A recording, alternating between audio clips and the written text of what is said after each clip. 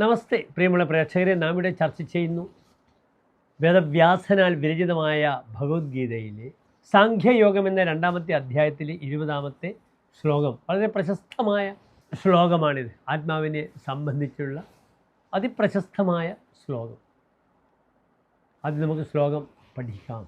ന ജായതേ മ്രിയതേ വാ കദാചിത് നായം ഭൂത്വാ ഭവിതാ ന ഭൂയഃ അജോ നിത്യ ശാശ്വതോയം പുരാണഃ ന ഹന്യതേ ഹന്യമാനേ ശരീരേ.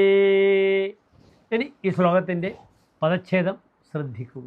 ന ജായതേ മ്രിയതേ വ കദാചിത് ന അയം ഭൂത്വാ ഭവിത വ ന ഭൂയഃ അജഃ നിത്യഃ ശാശ്വതഃ അയം പുരാണഃ ന ഹന്യതേ ഹന്യമാനേ ശരീരേ.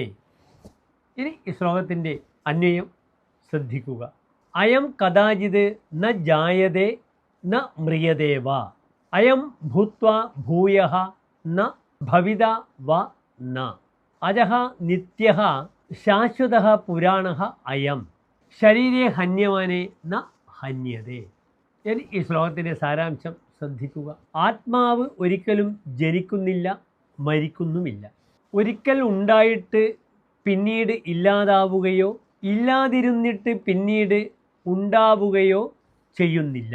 ജന്മരഹിതനും ഒരേ രൂപത്തിലിരിക്കുന്നവനും എന്നേക്കുമുള്ളവനും പണ്ടുപണ്ടേയുള്ളവനുമായ ഈ ആത്മാവ് ശരീരം നശിക്കുമ്പോഴും നശിക്കുന്നില്ല എന്നതാണ് പ്രസ്തുത ശ്ലോകത്തിൻ്റെ സാരാംശം. നമസ്തേ.